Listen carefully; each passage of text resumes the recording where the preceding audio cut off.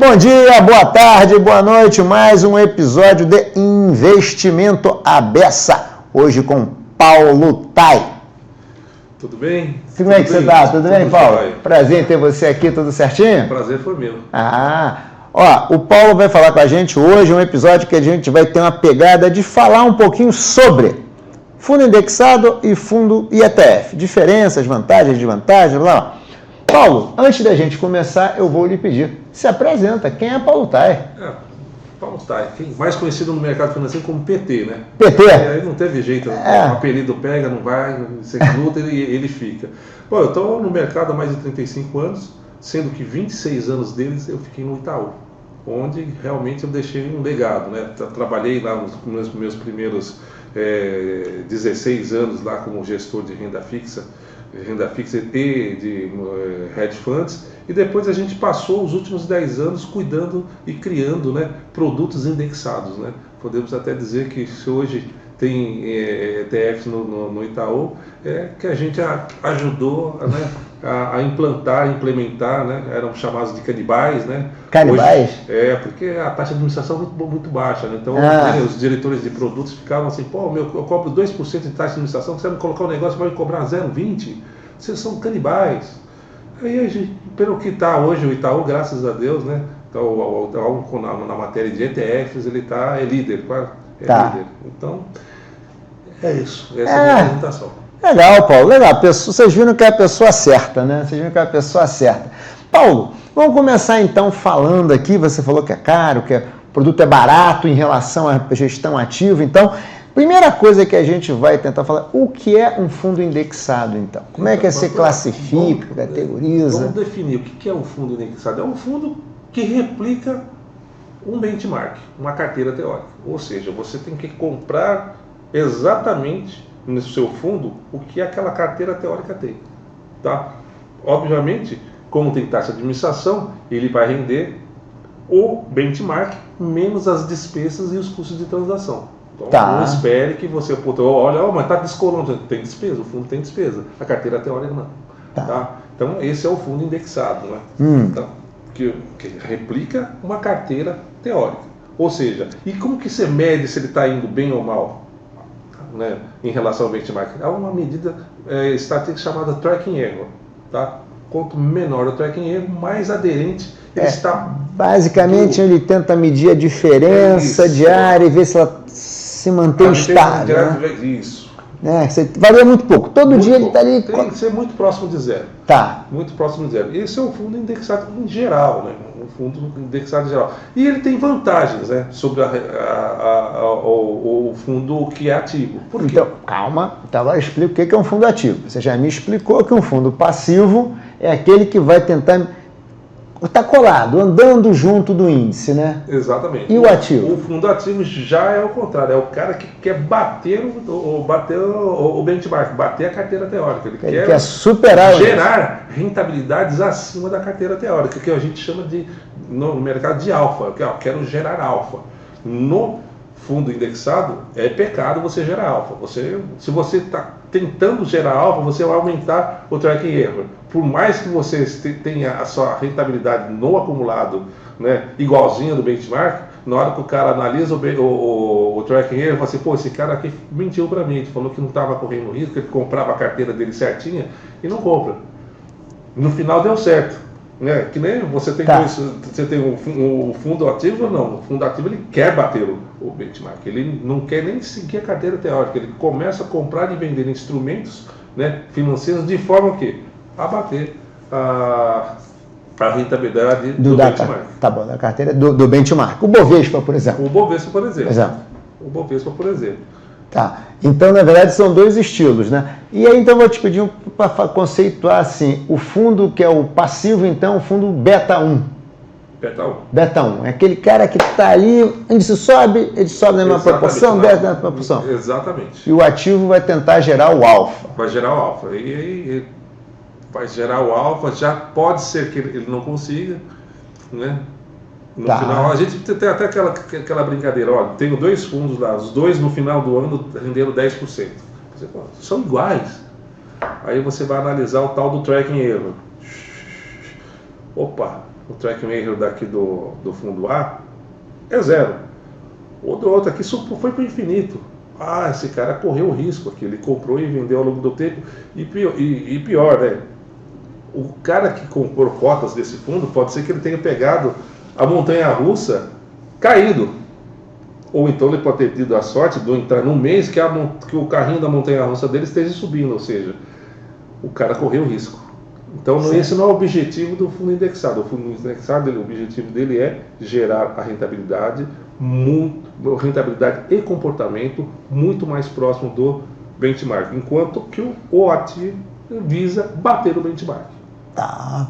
Deixa eu fazer uma pergunta. Uma pergunta é uma provocação, embora já teve no ativo e já teve no passivo. Tem gente que fala, fazer fundo indexado é fácil.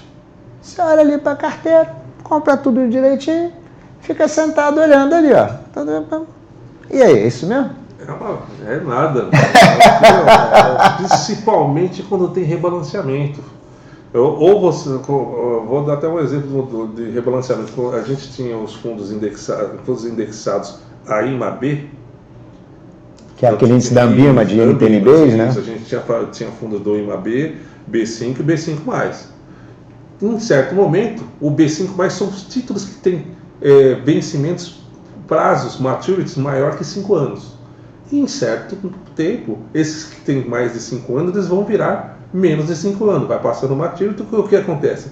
Você muda, né? Ele sai da família B5+ para B5. Ou seja, você tem que fazer uma rolagem disso aqui.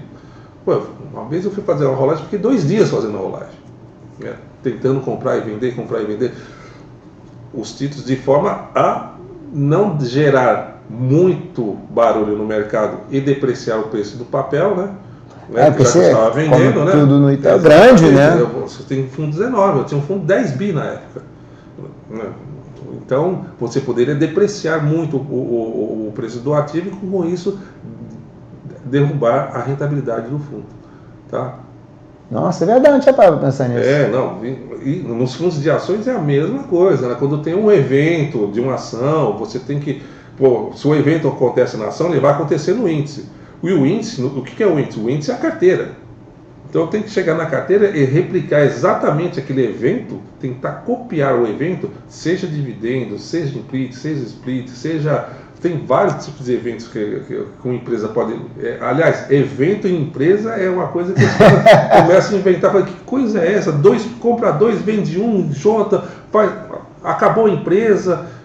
É uma coisa de louco, dá o maior trabalho. E se você não fizer certinho, no dia seguinte você já começa com a carteira errada. A carteira não está replicando o seu benchmark, não está replicando, né, o comportamento do benchmark, ou seja, está gerando tracking erro. Não. Mas vem cá, nesse caso do imã, eu fiquei curioso, você ficou 2 dias para rebalancear a carteira, não deu nenhum ruído no tracking erro, não? Não, deu muito pouco.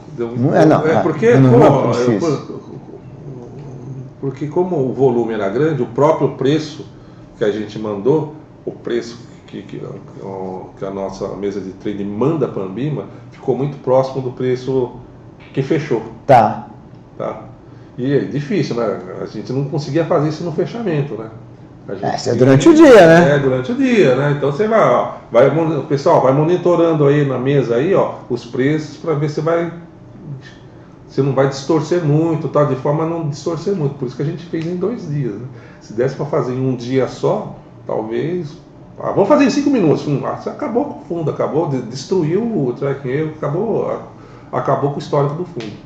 Olha só, hein, Paulo? Essa é boa, hein? Então você tem que tomar, no fundo indexado, você tem que tomar muito cuidado, geralmente não.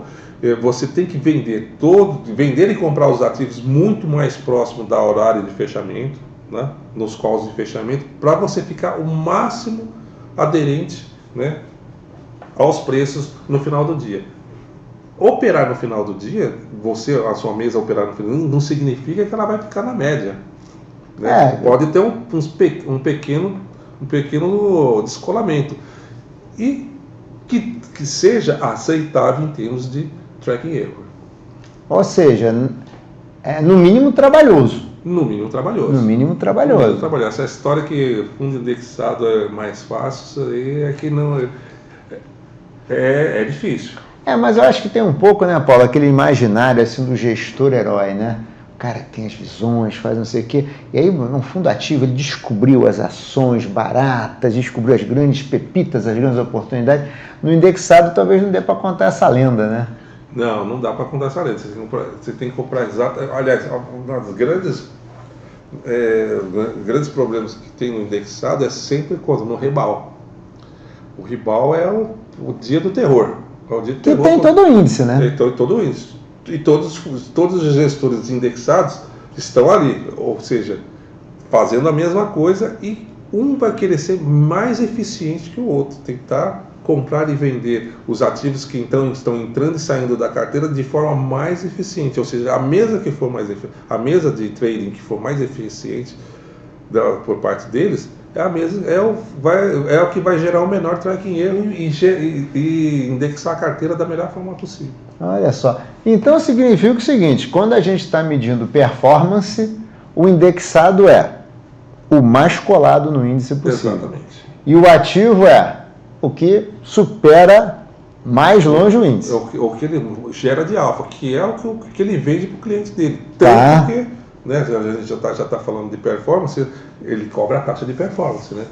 Tudo que exceder acima do benchmark eu vou cobrar. Geralmente aqui no Brasil está cobrando 20%. Né? É o tal 2,20, né? 2,20. Mas, e como é que é? Agora, assim, já que a gente está falando de performance, quando a gente está falando em consistência de performance, dá para dizer que os indexados são mais consistentes? Se o gestor é eficiente em replicar a carteira 100% ao longo do tempo, você pode falar assim, ele é consistente, tanto que a gente era medida em bônus, qual que era a medida de bônus? Menor tracking erro em relação à concorrência. Tá. Se a gente tiver em primeiro, a gente ganhava lá um plusinho no bônus e tal, enquanto... Quando você estava no mundo do hedge fund era o contrário. Era o contrário, né? Era o contrário. Quanto mais eu gero de alfa, mais eu ganho. Bom, agora, já que você falou em alfa, no fundo alfa, qual que é o gestor hoje em dia que é consistente na entrega, né, de alfa ao longo do tempo? Sempre está gerando alfa? Não, essa é a pergunta que eu quero te fazer. Eu acho que a maioria são muito poucos. No máximo, o melhorzinho, eu acho que quando chega no pior resultado, acho que ele fica lá em torno de 100% do CDI durante o ano, mas a maioria não tem uma consistência tão grande. Tem uma maré alta, né, o cara vai lá, aproveita, aí mete taxa de performance, mas no ano seguinte, ele fica uns 90, 95, aí o investidor fica meio preocupado, mas 90, 95, mas o ano passado deu 130. Mas eu pensei que dava 130 sempre. Então, aí ele fez assim, aí na média, né, 130 com 100, né? 115? 115, então acho que tá bom, acho que o ano que vem ele vai ser melhor. Aí no ano seguinte dá lá 110. Ou seja, tem um autor que eu gosto muito, que escreve sobre ETFs e fundos indexados, que ele tem um livro chamado The Power of Passive Investing. Tá. Ele tem um estudo lá que ele fala que ao longo de 10 anos, os fundos indexados batem todos os fundos ativos nos Estados Unidos. Tá? Uau! Ele fez um estudo lá que em 10 anos, ao longo do tempo, ele supera. Tá? Mas ele pegou performance de 10 anos ou ele foi... Pegou a performance de 10 anos. Pegou 10 anos. Tá. Fazendo janela móvel, provavelmente. Fazendo janela móvel. Eu também já fiz um estudo desse, onde eu fiz uma análise dos IMAs, onde eu fazia a análise de janelas de 6 meses, 1 ano, 2 anos, 3 anos, 5 anos, 10 anos. Ou seja, aí são janelas eu fazia janelas de aniversários, tá? Que é bem mais micro, né? Tá. Aí eu abria quantos aniversários, fazia a contagem, quantos aniversários que foram menores que 100%. Explica o conceito de aniversário. Explica o conceito de aniversário. O aniversário é a data, por exemplo, são um mês. Fez um mês, fez um aniversário. Então são fundos que têm aniversários de mês em mês. Eu estou fazendo a medida de mês em mês. Eu vou fazer de 5 anos, então estou fazendo de 5 em 5 anos. Tá. Então, eu analisei que quanto maior né, o prazo de investimento, menores eram aquelas observações que ficavam abaixo do CDI. Tá. E quanto menor que era o prazo de aniversário, por exemplo, 30 dias, você tinha mais de 50%, né, das amostras que eram abaixo do CDI. Tá. E a volatilidade era muito alta. E tinha também os caras que batiam o CDI. Batiam bastante o CDI, 170%, 180%. Mas aí é uma montanha russa, né? É o cara de 170 um ano, tá, 30 no outro, 50 no outro. E aí eu estou falando de mês até, né? Tá. De um mês, né? Aí você vai no ano, você vai vendo que a consistência desses índices, desses fundos indexados, desses índices, é bem mais consistente. É bem mais consistente a rentabilidade. Você tem mais observações vencedoras acima do CDI. Não estou nem falando 130, só acima do CDI, né? São mais consistentes do que as do que com prazo mais curto. Aí eu vou te fazer uma pergunta, que já está entrando um pouquinho em vantagens e desvantagens também, mas tem um ponto aqui que é curioso. Esse retorno essa consistência, esse retorno do indexado é melhor.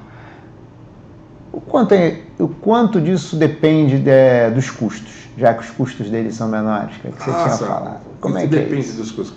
O que são os custos de um fundo indexado em relação a um fundo ativo? Primeiro, você praticamente só tem os custos de taxa de administração, que inclusive paga o salário dos gestores, você tem lá os custos de transação, e você tem um menor turnover da carteira, né? Você não fica girando a carteira todo dia, toda semana, você tem os prazos lá, por exemplo, do Bovespa. Geralmente é 3 meses, 4 meses. 4 meses, então você só gira a carteira naquele momento. Tá? Mas se entrar dinheiro e sair dinheiro, aí obviamente, se tem resgate de aplicação, você tem que comprar e vender, e vai gerar despesas, né, de corretagem, de emolumentos, custódia, tal. E o custo de transação, que a gente sabe, né, a gente nunca compra no preço que quer, a gente sempre paga mais caro e sempre vende mais barato, né? Então, o custo de que cabia girando a carteira gera esse custo de transação. Então, esse custo de transação, a gente no fundo indexado, a gente só faz quando? No rebalanceamento, no rebal, ponto. Ou você tem aplicações de resgates que acontecem, né? Infelizmente, o investidor quer tirar dinheiro e colocar o dinheiro todos os dias, né? Então, Agora, já no fundo ativo, você já tem despesa com economista, você tem despesa com analistas de empresa, analista de renda fixa, com pesquisa. Né? Você tem um giro maior da carteira, aí você vai melhor, eu estou achando que a taxa de juros vai começar a subir, eu tenho uma carteira toda de pré-fixado, o que eu poderia fazer? Eu vendo toda a carteira de pré-fixado e acabou. Mas e o custo de transação? Já comprei caro, vou vender barato?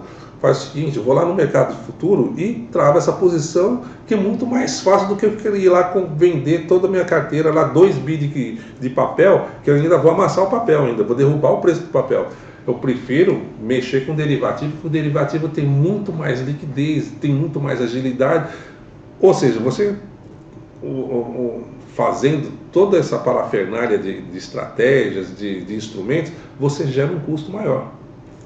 Tá? Um custo maior. Verdade. Tá? Eu diria para você que acho que o custo pode ser até uns 80% a 90% mais caro do que um fundo indexado. E você não está falando de taxa de administração, hein? Nem taxa de administração, estou falando de custo. Só de custo mesmo. Só de custo. Tá. Enquanto um cobra 0,20, acho que a menor taxa. Não, a menor taxa de administração do mercado é do PIB11, que é 6 bips, 0,06% ao ano. Tá. Ou seja, você tem, só nessa questão de custo e taxa, você já tem um delta aqui de despesa para o fundo muito menor. Muito menor. Só isso já é como se um gestor ativo já saísse na largada, já está devendo 2% contra 0,1%, vai lá, e mais as despesas que devem ser o dobro. Exatamente. Já na largada ele já tem que correr atrás desse prejuízo. E ainda ele tem que correr atrás do prejuízo. E eu quero gerar performance ainda, para poder cobrar os 20% ainda. Nossa. E aí a gente tem uma questão complicada, né? Porque, na verdade, você tem que acabar entrando num limite, num volume, né, num tamanho de risco maior, um orçamento de risco maior ainda, né? O orçamento de risco é muito maior, se você, ou seja, a lei máxima do investimento, né? Quanto maior o retorno, maior que tem que ser o risco, né? E aí você já está saindo ali devendo 2, tem que ganhar, tem que sair correndo mais, né? Para recuperar essa distância, né? E aí realmente, e aí está até um detalhe aqui, né? Olhando para a vida de um gestor ativo, porque assim, não sei se eu vou estar certo, mas eu imagino que se eu sou um gestor de um fundo indexado, por exemplo, que está ali indexado no IMA, como você falou, o cara me cobra o IMA. Agora, se eu sou um gestor multimercado, que tem uma posição sempre grande em renda fixa, o cara vai ser cobrado pelo CDI muitas vezes, né? E é difícil, porque acho que são duas cabeças de investidor. Um cara que compra indexado deveria saber o quê? Eu quero andar junto com o IMA. O cara que compra o multimercado vai ser comparado com o quê? Eu quero ganhar pelo menos do CDI, né? Ou seja, o cara ainda tem um problema com esse CDI tamanho. Sim, e você compara o fundo que é indexado ao IMA, o IMA-B, por exemplo, com o CDI. E o fundo IMA ganha do CDI. É mesmo? Mesmo nos prazos... Na média, pelo menos... nos prazos longos. Foi o teu estudo, né? Nos prazos longos ganha do CDI. Pergunta. Esse investidor, na tua prática, que você que trabalhou nos dois mundos, esse investidor do passivo, do fundo indexado, ele entende melhor essa questão de que o fundo, se foi mal, o fundo foi mal, porque o dos fundos ativos, o que a gente ouve falar é que o investidor, 1 mês abaixo do CDI, 2 meses abaixo do CDI, 3 meses, opa, não dá. Ele está ali no dia a dia, no curto prazo. Na sua visão, o investidor do indexado está mais acostumado, mais propenso a... Não, eu sei que eu estou comprando um produto que vai render igual. Como é que é? Ou o investidor compra e depois, nossa, eu não sabia disso. Como é que você... Eu estou vendo hoje que a cabeça do investidor brasileiro mudou um pouco, né? Antes era movimento de manada, né? A bolsa caía, todo mundo saía. A bolsa começava a subir, aí quando vinha um engraxate seu sapato e fala assim, doutor, você já viu, tá comprando Petrobras, ele está falando que vai subir, né? Eu falei, puta, é hora de vender, né? Se até o engraxate já está sabendo, tem alguma coisa errada. O investidor está mais propenso a aguentar o risco. Tá. Ele não está mais fazendo. Você nota, pelo menos eu observava pelo movimento de resgates, né? Quando você via a bolsa caindo, resgate. Resgate. Aí, o investidor está pensando um pouquinho mais no longo prazo. Ótimo. Eu acho que ele está pensando um pouquinho mais no longo prazo. Médio, porque a gente acostumou, né, a viver no curto prazo, né? Eu comecei a trabalhar nos anos 90, onde que você tinha emissão de LTN de 1 semana, 2 semanas, 3 semanas e 4 semanas. Porque a inflação era 90% ao mês. É isso aí mesmo. Então o cara não tinha paciência. O cara já falou, vou comprar um negócio aqui, eu não sei, já estou tomando prejuízo no segundo dia. Nossa. Então agora, depois de 2006, eu lembro que antes de 2006 a gente não conseguia comprar uma debênture com mais de 2 anos. Uau! Aí depois eu lembro voa, em 2007, tá vendo aí, gente? É o passado aí. 2008 você já tinha lá a Ambev emitindo por 5 anos, 6 anos. Eu falei, os caras vão emitir por 5 anos. E pior, né? Pior, por que eu estou falando pior? O cara queria fazer a emissão de uma debênture de 5 anos a 102% e todo mundo raspando taxa. Por exemplo, só 102%? Até a gente brincou, até o Itaú tá muito tá próximo do rate do Itaú e os caras não estão nem aí, né? Que o banco, apesar disso, não pagava muito bem os CDBs, né? Isso era outro mundo. Aí, galera, antigamente não é esse negócio de 100% do CDI, não, assim não. Então, mudou a cabeça do investidor, né? Começou a alongar mais, arriscar mais no privado, né? Sim, hoje a gente vê bastante emissão de 7 anos, tá? Os prazos médios lá daquelas curvas de Ambima lá, de debênture, já saíram de 3, 4 anos, foram subindo para 6, chegaram a 7, e hoje ficam caminhando ali entre 6, 7, 8 às vezes, aí cai para 6, mas aí É outro nível, né? Você estava falando de 2008. Então, estamos falando aí de NTNBs aí que vence depois de 2050, 2060. Nossa, é verdade, não, isso não tinha, né? Não Essa tinha. sua lembrança de papel de um mês é um negócio, né? Uma semana, um mês era 1990. uma semana, um mês era mais, nossa, Não era nem LTN, era BBC, Bônus do Banco Central. BBC, nossa, tinha ORTN, né? Eu não peguei, essa aí já não era nascido, não. Não era nascido, não, mas vocês veem que eu sabe sempre esse é o programa aqui infantil de entretenimento, né?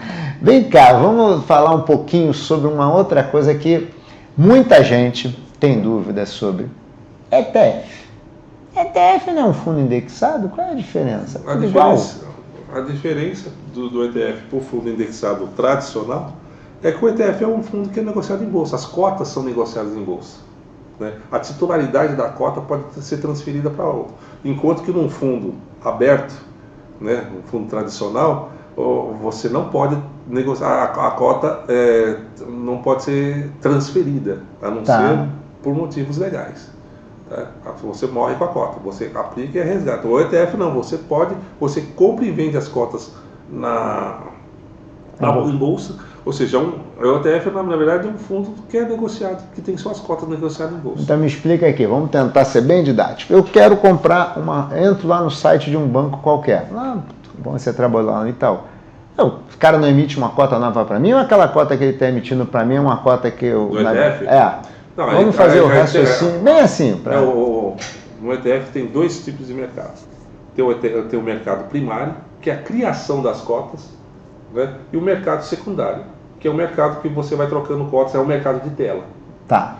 O mercado primário, onde são criadas as cotas, você tem que, se eu quero criar as cotas, eu tenho que ter uma cesta de ações, ou seja, aquela cesta de ação, ela replica, né, a cesta do benchmark. Tá. Então eu tenho que entregar uma certa quantidade de ações que tem a mesma proporção do índice e a bolsa me vende, né? Enquanto eu vendo as ações para ela, ela me vende as cotas. Ou seja, na soma, se você somar os dois lados, o valor das cotas compradas e o valor das ações vendidas para a bolsa tem que ter o mesmo valor, mais ou menos, mas não dá o mesmo valor porque tem não tem a quantidade de ações que a gente considera na cesta não são fracionárias. Tá. São em proporções de 100 ações. Então aí você tem lá uma parte que é o caixa, né? Tá bom. Você tem que pagar. Você paga pelas cotas e você Tá como se tivesse um fundo, um ETF custodiado lá na bolsa. Você cria lá, a instituição ABC cria lá, custodia na bolsa, entrega e a bolsa entrega as cotas. Exatamente. Tá. Então isso não é para mim, né? Que eu não tenho ação para entregar. Né? Exatamente. Geralmente quem faz isso são institucionais. Ou o próprio banco. Tá. Ou o próprio que vamos ver, a gente está falando de ETF. O ETF é sensacional porque a pessoa não quer comprar ETF. Não vou comprar porque não tem liquidez. O ETF não tem liquidez. Mas a liquidez, assim, que a gente sempre tentava explicar para os investidores institucionais, a liquidez não está na cota do ETF, e sim nos ativos que essa cota representa. Então, se eu tenho lá um fundo que tem Petrobras e Vale, e esse ETF é ETF de Petrobras e Vale, eu não estou preocupado com a liquidez desse cara, estou preocupado com a liquidez de Petrobras e que é o que você Vale. Vai ter que ficar. Exatamente, porque se eu não conseguir vender a cota no mercado, eu vou lá na bolsa e falo assim, bolsa, é o seguinte, estou devolvendo as cotas, me devolve as ações. Institucional isso, né? Isso, institucional. Por que institucional? Porque o valor da cesta, né, os valores das cestas de ações, de ETF, são muito altos. Né? 5, 10, 15, 20 de renda fixa, então, são valores altos. Só os institucionais ou o market maker, né, que podem atuar. Só para voltar ao histórico, o primeiro ETF do Brasil foi um tal de PIB. Que era um PIBB11. PIBB. Foi uma oferta do banco do BNDES, né, que inclusive quando lá atrás o mercado estava incerto, bolsa sobe, inclusive ele foi vendido com put, ou seja, se não desse certo, o cara lá vendia put. Aliás, esse ano acho que fez 20 anos de PIB, né? Foi 2004. Acho que engraçado, essa data não me é estranha. 2004. Então esse foi o primeiro ETF do Brasil, tá? E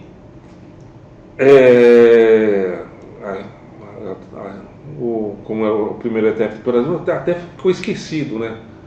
Muito tempo ninguém falava dele. Mas é o ETF mais eficiente que a gente tem, que cobra 0,06% ao ano da administração. Agora eu vou falar outras vantagens do ETF. Então, a gente já sabe como é que cria e destrói a cota do mercado secundário, né? Então, assim, na verdade, pessoa física, quando eu quero comprar uma cota de ETF, eu estou comprando no secundário. No secundário, na bolsa. É melhor. Se você pode até comprar, se você tiver as ações, você entrega as ações, recebe. É um trabalho. Não, eu vou no mercado, compro as ações, gasta corretagem, aí depois vou lá, entrego as ações na bolsa, ela me dá, cobra mais corretagem. Eu já compro direto a cota no mercado. Tá. É muito mais fácil. É muito mais fácil. Tá? E o ETF até, acho que na regulação diz que ele é aberto porque você pode fazer uma integralização com as ações, né? Ou com os ativos. Por isso que ele é aberto, mas não quer dizer que se eu chegar lá com R$10 e quiser aplicar... Mas no fundo aberto você também pode entrar no fundo com os ativos. Pela instrução da CVM é permitido. Mas aí Só que aí é uma burocracia para fazer isso, que dá um baita trabalho para você. Eu estou entrando, fazendo uma aplicação no fundo com ativos. Não está no... Não tem o sistema, não está pronto. O sistema até está pronto, mas aí, até fazer, é uma burocracia muito grande. Tá. Uma burocracia muito grande. Voltando lá, vou aproveitar o PIB para explicar um monte de coisa. O que acontece? O PIB, durante muito tempo, ninguém sabia que o PIB existia, mas ele era negociado em bolsa, em tela. Só que, o que é o preço desse troço? O preço deveria ser a somatória, o preço de uma cota do ETF deveria ser o quê? A somatória das suas quantidades vezes seus preços ponderados, a média ponderada, né? A média ponderada dos preços dos ativos que estão na carteira. Isso deveria. Mas e aí? Será que todo mundo tem, um investidor, pessoa física, tem algum broadcast em casa, um Bloomberg, para poder estar sabendo qual que é o preço atual a cota justa do ETF? Excelente ponto, Paulo. Durante muito tempo, o PIB ficou nessa nuvem negra aí, onde os arbitradores, o que eles faziam? Eles colocavam o preço ali, o cara, quanto vale? Vendia, e o que o cara fazia? Ia comprando, até formar o tamanho de cesta padrão, ia lá e destruía. Por quê? Ele estava comprando a cota barata, destruía e pegava as ações. Tinha um ganho de arbitragem muito grande nisso aí. Caramba! Era muito grande. Isso era comum assim? Era comum até o dia que a gente viu isso daí. Mas vamos fazer o seguinte, vamos mexer nesse tal de PIB e fazer o seguinte: o que precisa? Precisa de um market maker. Um market maker é o cara que vai lá balizar o preço. Segundo, eu preciso de uma cota de referência. Mas onde eu faço? A bolsa vende esse serviço. O que é a cota de referência? A bolsa vai lá, você entrega, você fala assim: a carteira teórica do meu fundo ETF é essa aqui. Essas são as quantidades. E tem um componente de caixa. Beleza. Então, segundo isso aqui, se eu colocar preço online aqui, vai me dar o quê? O preço justo do ETF. Que seria o preço desses ativos da carteira, aquela média ponderada que você falou. E seria o quê? A cota de referência. Referência para quem? Para o pequeno investidor. Agora você vai lá, põe lá IOPV. Você sabe qual a cota de referência. Entrar no home broker qualquer? Exatamente. Você tem a cota de referência. Não vou deixar agora o cara me engambelar, não. E tem uma figura do marketing maker que é contratado justamente para quê? Ele tem que ter um intervalo de preços que ele gira em torno de quem? Do IOPV. Tá. Da cota de referência. Tá? E quando chega no final do pregão, o market maker ele tenta fazer o quê? Deixar o fechamento da cota o mais próximo possível do justo. Tá. Tem horas que chega algum arbitrador lá e joga a cota para cima, a cota para baixo, e aí acaba ferrando um pouco o tracking erro da cota de mercado. Tá? Aí alguns investidores institucionais ficam Geraltec em relação à cota. Mas aquela cota que se você for destruir, né, você for resgatar no mercado primário já direto da bolsa, aí você recebe exatamente o preço justo das ações. Tá. Então a gente falou aqui sobre cota de referência, né, e market maker, que são figuras importantes para... Market, quem contrata? O administrador. Do fundo. O administrador do fundo. E o mandato do cara, não sei, deve ter diferentes contratos, mas o mandato no fim do dia, a cota tem que ficar coladinha. E ele tenta fazer o melhor possível. Tá. Às vezes não dá. Às vezes foge, porque o leilão da bolsa é meio esquisito, né? Chega no último momento, vai lá um cara e... fechamento. Aí o preço explode para cima ou para baixo. 30 minutos finais ainda? Acho que são 5 minutos. 5 só? Minutos, tá. No final soca todo mundo ali, né? Todo mundo ali socando ali para tentar, né? Tá. É o call de fechamento. Tá. Então, assim, já entendemos que eu, investidor, estou comprando uma estratégia passiva indexada, mas essa cota que eu, investidor, pessoa física, em geral, compro, é uma cota do mercado secundário. Exatamente. Que já está emitida e tal. Por isso que eu entro no home broker como se fosse uma ação. Exatamente uma ação. Entro lá no home broker e quero comprar uma cota do FF PIBB11. É isso. Agora eu vou falar um pouco das vantagens do ETF. Então vamos lá. Você ter essa liquidez facinho de você comprar. Hoje tem bastante liquidez de compra e venda também. Isso, né? porque tem a figura do market maker, ele é obrigado a comprar certa quantidade por dia. Então, você tem um problema de liquidez, está resolvida. O market maker dá liquidez para você. Mas eu não vejo a quantidade de negócio mais. Põe oferta de preço lá de compra e venda que você vai ser atendido. Beleza. Tá bom, vantagens e desvantagens do ETF. Então, por exemplo, o PIB, que é 6 bips por ano de taxa de indexação. Você pode alugar, o fundo aluga as ações. Tá. Mas você pode falar assim, mas o fundo indexado normal também pode alugar as ações. Pode também. Ele pode alugar. Tem um percentual da carteira definido pela CVM e também tem do gestor. Não vou colocar um monte de ações aqui, um percentual muito grande, de se eu sofrer um resgate, aí eu vou ter que alugar. Certo. Aí vai sair muito mais caro para mim. Então, tanto um quanto o outro aluga. Entretanto, o investidor também pode alugar as cotas dele. Interessante. O investidor eu tenho minhas cotinhas ali, eu vou ganhar um dinheirinho extra. Mas por que eu vou alugar? Porque eu ganho um extra. Mas por que existe uma procura por cotas, de forma a ter alguém vendido? Por exemplo, o próprio market maker, às vezes, para atender, às vezes a demanda no dia é muito grande e ele vende mais o que ele tinha.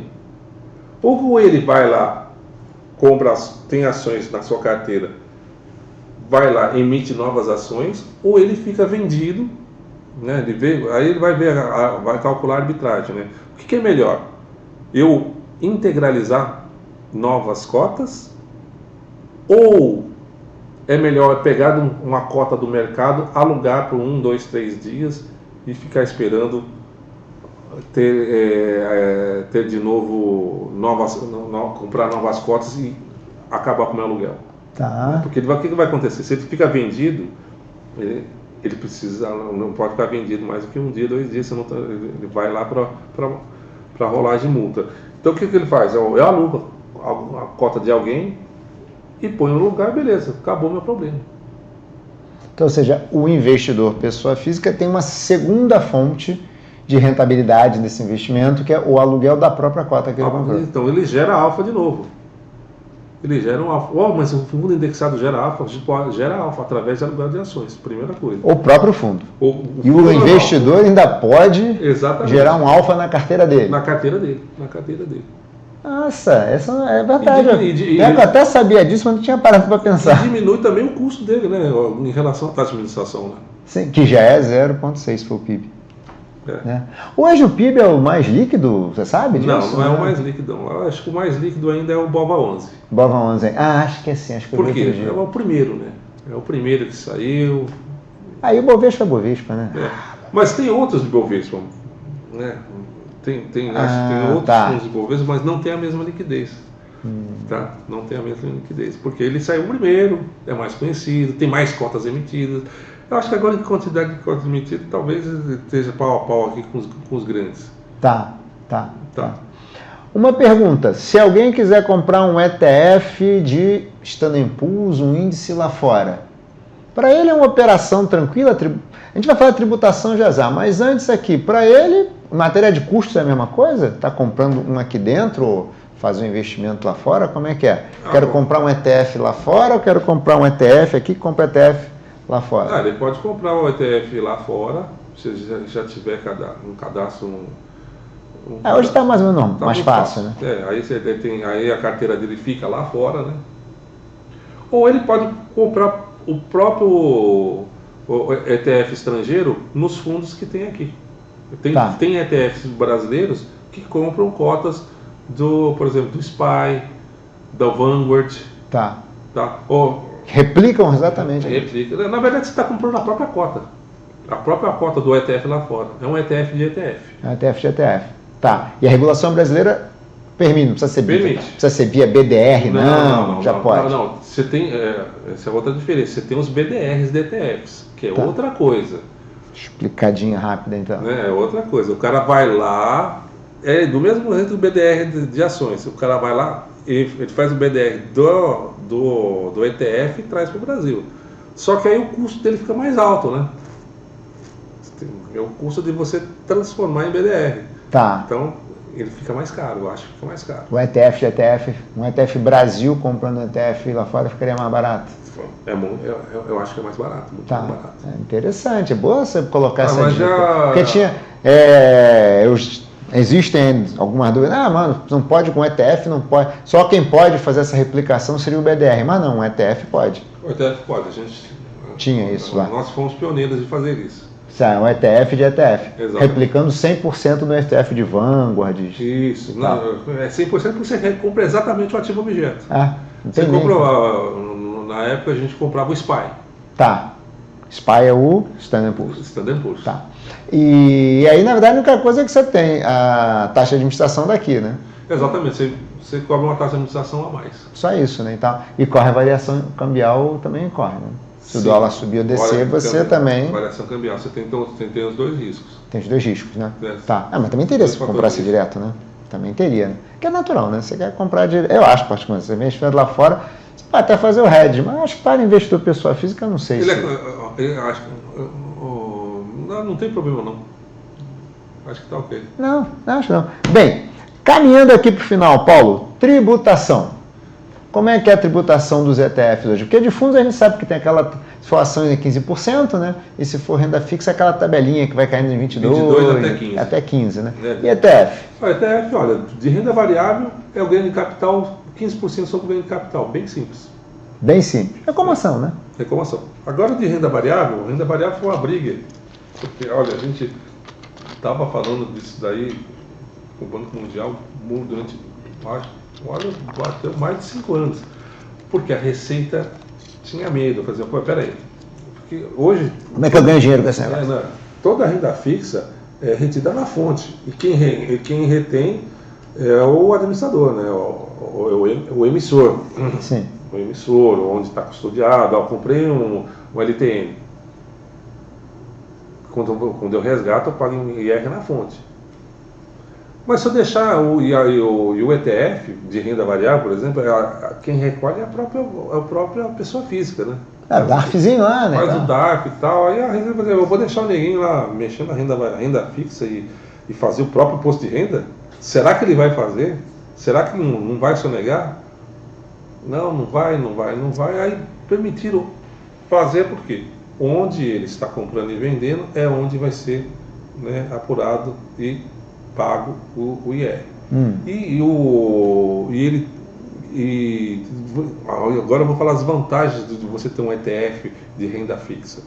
Primeiro, não tem come cotas. Não tem come cotas. Aquela coisa chata de todo, 6 meses você vai lá e raspa as cotas. Com uma parte das cotas. Não tem come cotas. Então, o que acontece? Você continua investindo. E você tem faixas, né, de R de acordo com o tal de prazo médio de repactuação. Que é o prazo médio que o fundo deve ter. Tá? A carteira do fundo. A carteira do fundo. Se a carteira, por exemplo, se a carteira for prazo menor que 180 dias, é 25%. Se ficar em 181 e 720 dias, aí você cobra 20%. Se a carteira for maior do que 720 dias, aí eu cobro só 15%. E melhor, não tem IOF.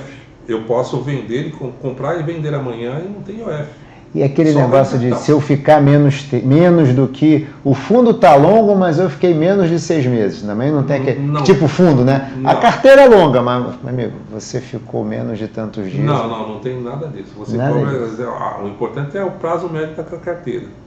Tá. E é na fonte? Ou você... Na fonte. É na fonte. Então, a fonte pagadora, que é o emissor desse ETF... Na verdade, o cara onde você vendeu a cota, tá, é que vai apurar para você. Apurar e reter? Apurar e reter. Tá. Quando você fala onde você vendeu, é onde é... São geralmente as corretoras. Né? As corretoras. Então, a corretora, se eu opero na corretora ABCD, é lá que vai fazer. O cara vai calcular, você ficou aqui, esse fundo tem prazo médio de 1 ano. Então, na alíquota é de 20%. Pum. Retém e acabou. Na verdade, não é se você ficou, é se o prazo da desculpa, carteira. É boa. Isso. Pode ficar o tempo que você quiser. Se quer vender daqui uma semana, aí o cara vai olhar assim, qual que é o prazo médio de repactuação? Opa, é tanto. Interessante, hein, Paulo? Então, isso é uma vantagem em relação à renda. E mesmo assim, no começo foi difícil, né, os ETFs, porque o pessoal tinha um monte de receio, tanto que, olha, do mesmo jeito quando criou-se o Tesouro Direto, vários bancos mantiveram a sua taxa de custódia lá em cima. Por quê? Para o cara não ir pro Tesouro Direto, porque ele achava, o raciocínio era que os investidores iam sair todos eles dos fundos de investimentos e ir para o Tesouro Direto. Mas aí eu sempre falo assim, o ETF é a mesma coisa. O pessoal vai sair todinho dos fundos para comprar cotas de ETF. Eu falei, não vai acontecer, e não aconteceu. Tanto que agora a maioria cobra zero, né? Acabou. Zero. Custódia em renda fixa acabou. Por quê? Porque o cara que está no fundo, a maioria, vamos pensar na maioria, né? O povo todo. A maioria, mal sabe um pouco de investimento. Aí você vai falar para você vai ter que abrir uma conta no corretor. Assim, não, mais uma conta? O cara não quer abrir outra conta. Ele já tem a continha dele lá no banco dele, que serve bem para ele, aplica, resgata todos os dias, compra ações. Ele nem ações ele quer comprar, ele compra já fundo. Muita gente, Ele prefere comprar um fundo, prefere pagar 2%, 3% da administração do que comprar uma ação. Né? Então, não teve essa migração no Tesouro Direto, não teve essa migração dos ETFs, tanto que o patrimônio dos ETFs ainda está muito baixo em relação aos fundos. Tá? O pessoal ainda tem medo e tal. Os fundos passivos. Os fundos ativos até o pessoal ainda continua, mas a maioria ainda perde do benchmark.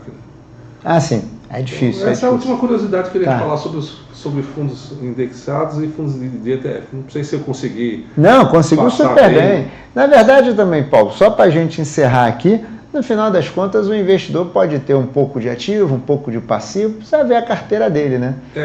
Também cada um tem lá seu momento de vida, às vezes você tem alguma coisa aqui que eu gosto de alguma coisa. Com parcimônia, estudando um pouquinho, você pode ter alguma coisa de passivo, alguma coisa de ETF, alguma coisa de ativo, né? Agora que eu lembrei uma coisa importante que dá para brincar com os ETFs, que é tal do Smart Beta, né? Então explica. O que é? Você tem lá todos os bloquinhos, IMAB, B5, B5+, ERFM, IMAS, aí você tem Bovespa, você tem dividendo. Você pode montar uma carteira só comprando cotas de ETF. Vamos fazer o seguinte, eu quero fazer um fundo ativo. Né? Então, em vez de eu comprar um monte de LFT, eu vou lá e compro um ETF de IMAS, acho que tem um ou dois, E aí, ó, eu tenho uma parte passiva, né, em CDI, né, entre aspas, e a outra parte eu vou administrar de que forma? Vou tentar ser ativo, gerar alfa usando os ímãs B5, B5+, e os RFM. Eu tento, a partir usando os ETF, gerar o quê? Alfa, com fundos betas. Olha só, esse é o Smart Beta. Olha só. Boa, Paulo. Mas, Paulo, mandou bem pra caramba, Paulo. Sabe tudo, hein? Não sei nada, não. Paulo, infelizmente a gente tem que acabar aqui. Está uma ótima conversa. Eu achei muito didática, super didática mesmo. Faltou alguma coisa, você achou? Eu acho que não. Também, se faltar, a gente pode chamar de novo, não pode? Conversa de novo. Tá certo. Paulo, prazer, super hein? obrigado. Prazer foi todo. Eu que agradeço, a conversa foi ótima. Gente, mais um episódio de Investimento à Beça, hoje com meu amigo Paulo Tai, sabe tudo de indexado. Ele falou até de ativo também, ETF. Obrigado, Paulo. Até mais. Até mais, gente. Tudo de bom.